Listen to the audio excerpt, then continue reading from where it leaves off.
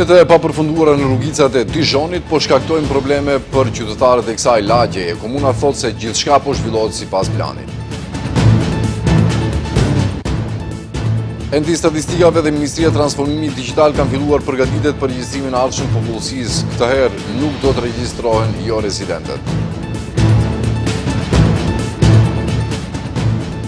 Sofia Zyrtare thotë se mbi 210.000 persona nga Maqedonia e Veriut kanë vërtetuar origjinën e tyre bullgare me dokumente.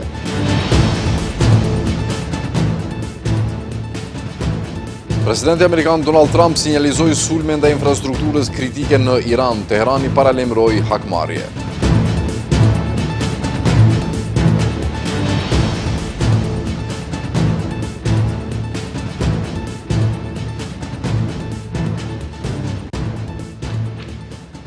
Të nderuar shikues, përshëndetje. Rrugicat pakalueshme, një pjesë të kohës me baltë e pjesa tjetër me pluhur, janë sfidat e përditshme të qytetarëve të lagjes Dijon të Çajirit për rreth një viti kur komuna filloi rikonstruimin e rrugëve në këtë lagje.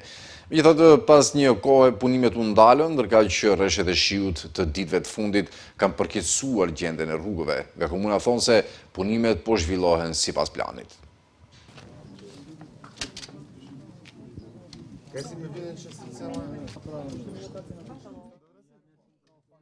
Rreth një vit më parë, këto rrugica në lagjen Dijon të komunës së Çajirit ishin të bllokuara dhe të pakalueshme për shkak të bolltuzherëve që punonin në to. Një vit më vonë, rrugët janë po të bllokuara, por jo nga bolltuzherët, por nga balta e cila vjen si pasojë e të rreshurave të shiut.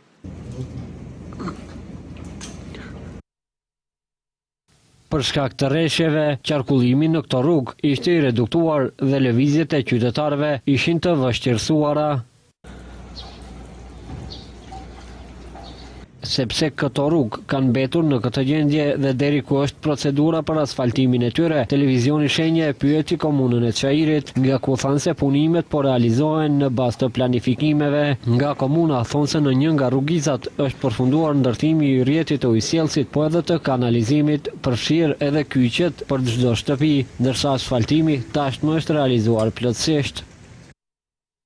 Aktualisht, në teren po zhvillohen punime për testimin e gypit kryesor të rrjetit të ujësjellësit, pas së cilës do të vijojë procesi i kyçjeve individuale. Në të rësi, realizimi i punimeve në këtë zonë ka arritur mbi 70%, ndërsa pritet që fazat e mbetura të përfundojnë në vijim.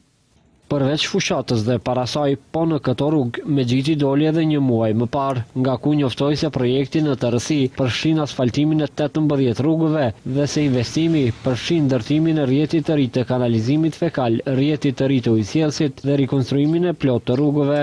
Sipas autoriteteve, rrjeti i kanalizimit fekal është përfunduar në të gjitha rrugët dhe degëzimet anësore. Institucionet kanë filluar përgatitjet për realizimin e regjistrimit popullsisë, i cili planifikohet zhvillohet pas 5 viteve. Drejtues të Entit Shtetëror Statistikave dhe Ministrisë të Transformimit Digital, institucionet kompetente për këtë proces kanë bërë qartë se në regjistrimin e ardhshëm nuk do të regjistrohet popullsia jo rezidente. Regjistrimin e radhës së popullsisë, i cili do të jetë elektronik, institucionet planifikojnë ta realizojnë në vitin 2031. Ndërkohë, Enti Shtetëror i Statistikës dhe Ministria e Transformimit Digital njoftojnë se kanë nisur përgatitjet me qëllim që, siç thonë, kur të vijë momenti i nisjes së këtij operacioni statistikor, t'i gjejë ata të gatshëm. Ndërkaq tashmë është bërë qartë se nuk do ta numërojnë popullsinë rezidente. Këtë e pohon edhe drejtori i Entit Shtetëror të Statistikave Dejan Stankov, i cili thotë se do ta respektojnë rekomandimin e gjykatës kushtetuese.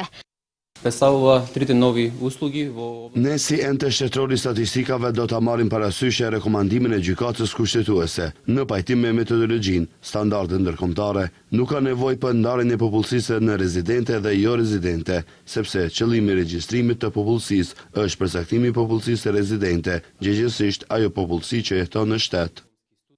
Në të njëjtin qendrim është edhe Ministri i Transformimit Digital Stefan Andonovski, i cili kujton edhe qendrimin e partisë së tij, se nuk ka nevojë për regjistrimin e qytetarëve që nuk jetojnë në vend, gjithsesi të popullsisë jo rezidente.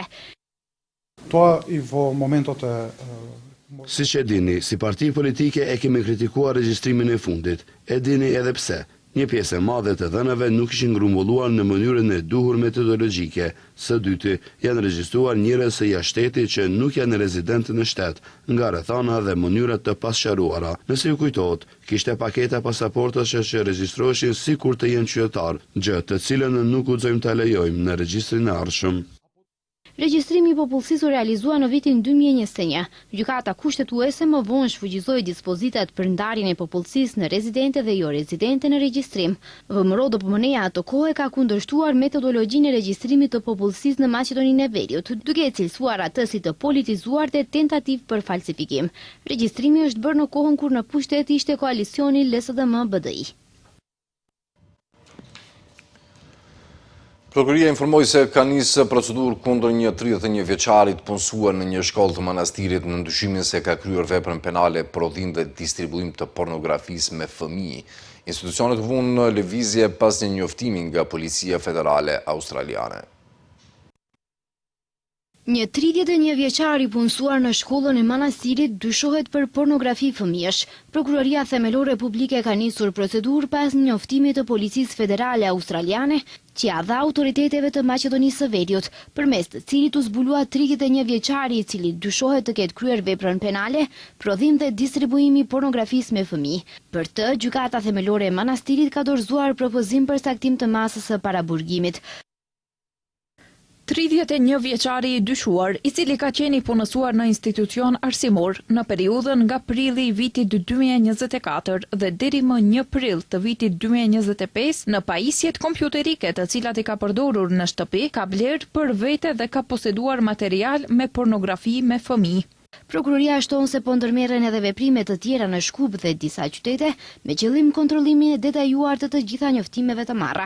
Procedura njoftojnata është rezultati i veprimeve parahetimore të ndërmarra nga Prokuroria Publike në koordinim me SPV Manastir dhe sektorin për krim kompjuterik dhe forenzik digjitale Shkup, të cilat u vunë në lëvizje pas një njoftimi nga Policia Federale Australiane, e cila kohë më parë kreu një aksion për të zbuluar faqet e internetit përgjegjëse për shpërndarjen e imazheve dhe videove që përmbajnë materiale abuzimi me fëmijë. Shërbimet australiane kanë realizuar operacion për të zbuluar përdorësit e adresave IP, që u përpoqën të hynin në një ose më shumë nga faqet e internetit, gjatë të cilit u identifikuan disa përdorëes të regjistruar unik, adresat e tyre të emailit dhe IP-s, disa prej të cilëve ishin në Republikën e Maqedonisë së Veriut, për të cilat ju dërgua edhe një njoftim autoriteteve hetimore. Sofia zyrtare ka reaguar në lidhje me deklaratat e fundit të kryeministit Mickoski se nëse është e nevojshme do të presin me dekada, po nuk do të pranojnë ndryshime kushtetuese që ndikojnë drejt për drejt në pozicionet identitare, duke shtuar se nuk planifikon të hyjë në një aventurë pa një fund të qartë. Zëvendës ministrin detyri punëve të jashtme i Bullgarisë Marin Rajkov tha se qarqet caktuara në Shkup janë prirura të humbasin më shumë kohë me qytetarët Maqedonas. Mbi 210.000 persona nga Republika Maqedonisë së Veriut kanë vërtetuar origjinën e tyre bullgare me dokumente, komentoi Rajkov, raporton BNT. Ai theksoi se kjo imponon nevojën për garanci të qarta për drejtat e komunitetit bullgar në Maqedoninë e Veriut. Zëvendës ministri ishte kategorik se mungesa e garancive reale për komunitetin bullgar është problemi kryesor në marrëdhëniet me Shkupin dhe në procesin e integrimit evropian. Ai tha se ndryshimi i kushtetutës Maqedonisë së Veriut është një kusht themelor për përparim në negociata. Për Rajkov, problemi nuk duhet të shihet si dypalesh midis Sofjes dhe Shkupit, por në kontekstin e detyrimeve ndaj Bashkimit Evropian.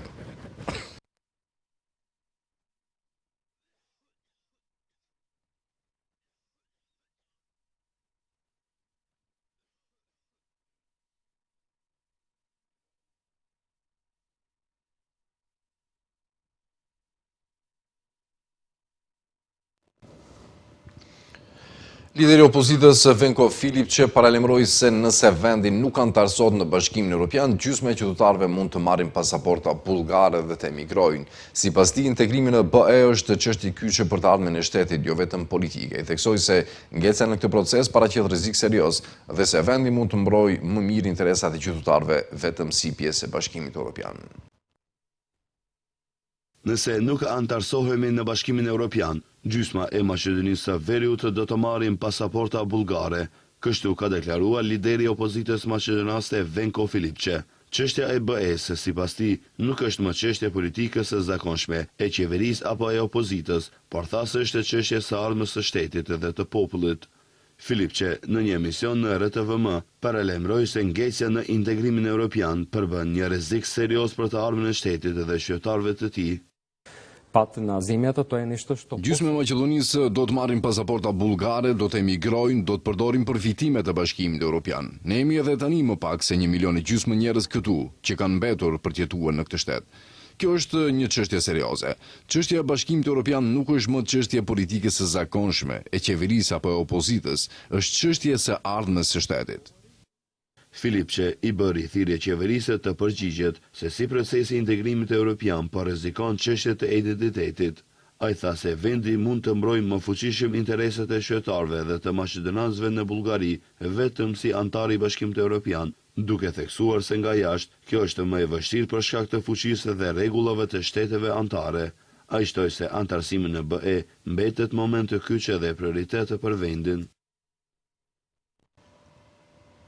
Studenti Mevlan Ademi, që është njëri ndër organizatorët e protestës 6 prilli, tha se kjo çështje shkon përtej një provimi dhe lidhet me drejtën e përdorimit gjuhës shqipe si gjuhë zyrtare pa pengesa ligjore. Ndërkohë Muhamet Krasniqi nga Agjencia për Administratë deklaron se studentët shqiptar përballen me diskriminim në punësim, sidomos ata që kanë studiuar në Shqip. Studentët shqiptar të universiteteve të Maqedonisë së Veriut nuk i ndalojnë reagimet e tyre sa i përket mungesës së mundësisë për ta realizuar provimin e jurisprudencës edhe në gjuhën shqipe. Në lidhje me këtë çështje, një nga organizatorët e protestës, studenti Mevlan Ademi, në emisionin Debat në Shenja, ka theksuar se kërkesa e tyre tashmë shkon përtej një provimi të vetëm. Ai nënvizoi se gjuha shqipe nuk duhet të kufizohet apo të pengohet përmes ligjeve dhe akteve administrative. Mesazhi jon kryesor që është ajo domethënë esenca, baza e kësaj, nuk lidhet vetëm me provimin e jurisprudencës. Ajo që duhet të ndodhë është të kuptohet njëre për gjithmonë se në rrugtimin tonë të përbashkët në këtë vend, në këtë shtet, gjuha shqipe nuk mund të thuret në për ligje, në për akte, në për këta gjëra. Do të jetë një gjë e ditshme që gjuha shqipe është gjuhë zyrtare dhe duhet punohet në kalimin e këtyre pengesave. E jo siç na ndodhi neve në refuzim. Ndërkaq, organizatori tjetër i protestës, studenti Jon Selimi, thotë se iniciativa e tyre po gjen mbështetje të konsiderueshme. Sipas tij, përkrahja vjen jo vetëm nga studentët, por edhe nga profesorët, si dhe nga përfaqësues politik. Deri tash, po, mund të them lirshëm që kemi pas mbështetje goxha të madhe, edhe ka vrull që të vinde na bashkangjiten në protestën tonë. Si nga ana e studentëve, ashtu edhe nga ana e profesorëve, ashtu edhe nga përfaqësues politik, kemi pas mbështetje. Ndërkaq që zëvendës drejtori i Agjencisë për Administratë, Muhamet Krasniqi, në të njëjtën studio deklaroi se studentët shqiptar po përballen me diskriminim gjatë procesit të punësimit. Ai e përshkroi situatën si një problem serioz dhe të dhimbshëm, duke theksuar se diskriminimi ndodh kryesisht ndaj studentëve që kanë studiuar në gjuhën shqipe. Që nga momenti i parë kur kanë shkuar në këtë agjenci, kanë vrejtur, do të thotë, një anomali dhe themi një paqartësi dhe një absurditet që është ligjor dhe që është diskriminues dhe që kryesisht i diskriminon komunitetin shqiptar apo studentët të cilët kanë studiuar në gjuhën e tyre anëtare shqipe. Dhe për mua është shumë brengë e madhe, besoj që edhe për opinionin e gjërë e tillë duhet të jetë.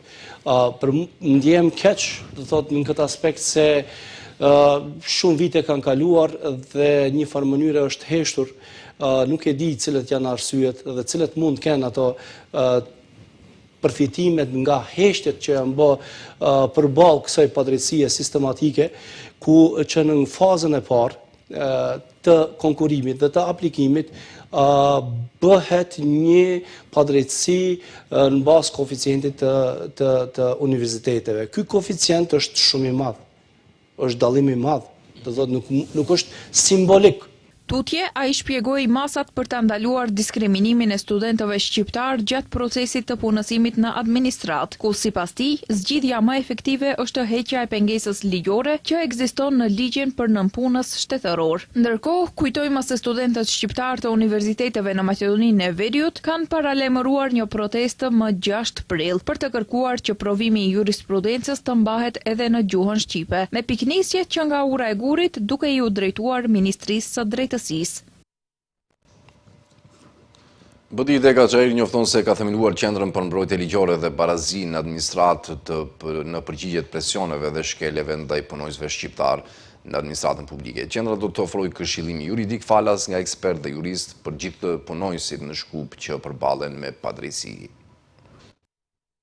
Bashkimi Demokratik për Integrim ka themeluar qendrën për mbrojtje ligjore dhe barazi në administratë Çajir. Kjo qendër do t'i shërbejë të gjithë qytetarëve të Shkupit. Qendra përbëhet nga jurist, ekspert të administratës publike dhe profesionistë të fushave përkatëse, të cilët do të ofrojnë këshillim juridik falas për çdo rast. Nga java e ardhshme, çdo punonjës i administratës që jeton në Shkup mund të paraqitet pranë kësaj qendre çdo ditë pune nga ora 16 deri në 19 për të dorëzuar rastin e tij. Çdo rast do të trajtohet në mënyrë individuale me analizë të plotë ligjore dhe me rekomandime konkrete për hapat e mëtejshëm. BDI thekson se çdo rast i dokumentuar do të trajtohet seriozisht dhe do të shërbejë si bazë për veprim juridik dhe adresim publik. Nga partia sqarojnë se iniciativa është ndërmarrë për shkak se, siç thon ata, presion sistematik në vendin e punës. Kryetari i Komunës Çajrit Izet Mexhiti ka njoftuar për një takim të zgjeruar përfaqësuesve të komunave shqiptare nga rajoni të mbajtur në kuadër të Unionit të Bashkive Shqiptare, duke cilësuar atë si hap të rëndësishëm drejt forcimit, bashkëpunimit dhe zhvillimit të përbashkët. Në këtë takim përveç përfaqësuesve nga Çajiri dhe Tetova morën pjesë edhe delegacione nga Prizreni, Tuzi, Gjakova, Peja, Presheva dhe tjera. Sipas Mexhitit, ky bashkim i komunave përbën një platformë që synon të thellojë koordinimin ndërkomunal dhe të krijojë mundësi konkrete për zhvillim përtej kufive shtetëror. Komunat duhet të kenë më shumë fuqi, më shumë përgjegjësi dhe më shumë hapësirë për të vepruar, në mënyrë që të ndërtojnë politika efektive dhe të sjellin zhvillim për qytetarët, deklaroi Mexhiti.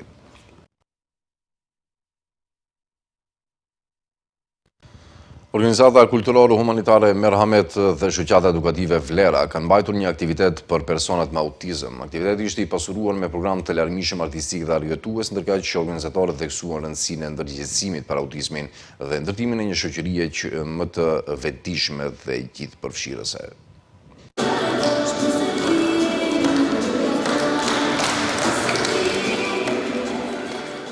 Në ditën botërore të ndërgjegjësimit për autizëm, gjatë ditës së djeshme, më saktësisht më 2 prill, në komunën e Likovës, është organizuar një aktivitet sensibilizuese me qëllim rritjen e ndërgjegjësimit për personat me autizëm dhe nevojën për përfshirjen e tyre në shoqëri.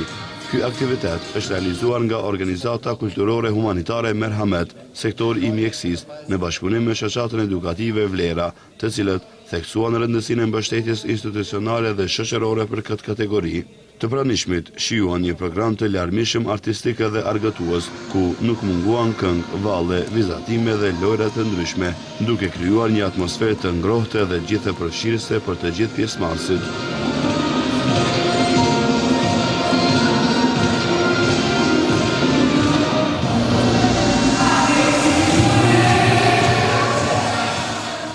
Në këtë aktivitet ishte i pranishëm edhe kryetari i komunës së Likovës, Erkan Arifi, i cili me pjesëmarrjen e tij mbështeti këtë nismë dhe rëndësinë e mesazhit që ajo përcjell.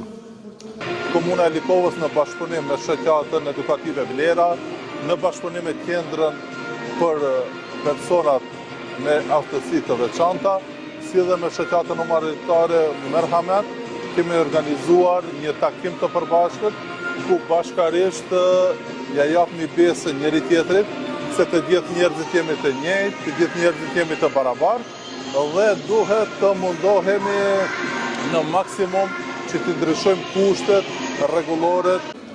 Ndërkaq, defektologu dhe një herëshe përfaqësuesi i shoqatës edukative Vlera, Berat Duraku, tha se këtë organizim e kanë bërë nën motën mos më thirr në diagnozë, por thirrëm në emër dhe se dielli lind për të gjithë njëjtë. Mesazhi ishte interveno tash që nesër të kesh më lehtë. Interveno herët sepse koha është e ardhur dhe intervenimi në kohë është gjëja më e vlefshme e këtyre fëmijëve. Po, çdo herë kam thënë sepse kjo është vetëm fillimi ynë, ne do të vazhdojmë deri atëherë kur ne mendojmë sepse këta fëmijë kanë nevojë. Kjo është vetëm një fillim i cili na tregon sepse rruga është e gjatë, por qëllimi është i lartë. Organizatorët të theksuan se aktivitetet të tilla janë thelbësore për ndërtimin e një shoqërie më të vetëdijshme dhe gjithëpërfshirëse, duke apeluar për vazhdimin e angazhimeve konkrete në mbështetje të personave me autizëm. Ata shprehin gatishmëri për të vijuar me iniciativa të ngjashme edhe në të ardhmen, me synim që çdo individ të ketë mundësi të barabarta për pjesëmarrje dhe zhvillim në jetën shoqërore.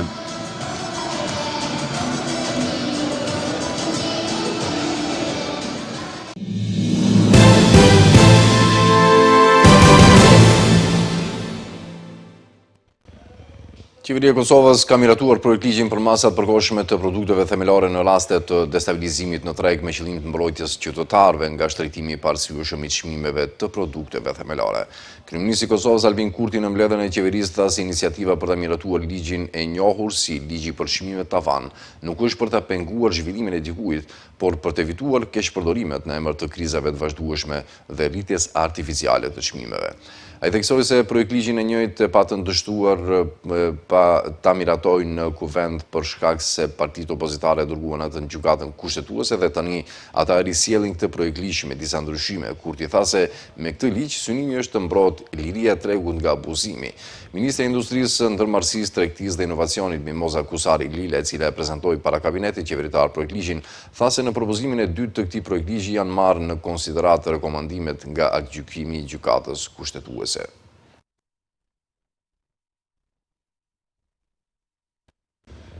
Presidenti i Francës Emmanuel Macron bëri thirrje sot për ndërtimin e një rendi të ri botror dhe paralajmëroi kundër të qëndruarit pasiv mes asaj që ai e përshkroi si çrregullim global në rritje.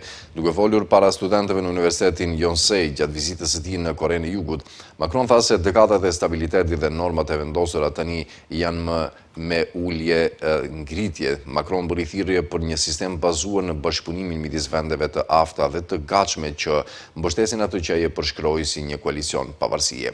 Mendoj se objektivi ynë nuk është të jemi enët e dy fuqive hegemonike, tha ai, duke u referuar Kinës dhe SBA-s. Ai tha se vendet duhet të shmangin varësinë nga dominimi i Kinës dhe ekspozimin ndaj asaj që ai quajti paparashikueshmëria e SBA-s. Presidenti francez shtoi se disa vende kanë filluar të shkurtojnë fondet në fusha kyçe, duke quajtur këtë tradhti të frymës së koordinimit dhe bashkëpunimit që na nevojitet.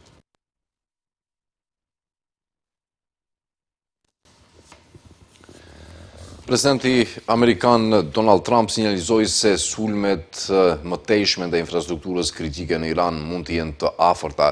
Ushtria jonë më e madhja dhe më e fuqishme deri tani, kudo në botë, as nuk ka filluar të shkatrojë atë që ka mbetur në Iran. Urat e radhës, pastaj termocentralet, udhëheqja e re e regjimit e di se çfarë duhet bërë dhe duhet ta bëj shpejt, shkroi Trump në platformën e tij Truth Social. Shtabi qendror Hatam el-Enbiya i Iranit i është kundër përgjigjur Trumpit, duke thënë se çdo veprim do të përballet me shenjëstrimin e plot të aseteve amerikane dhe izraelite në rajon.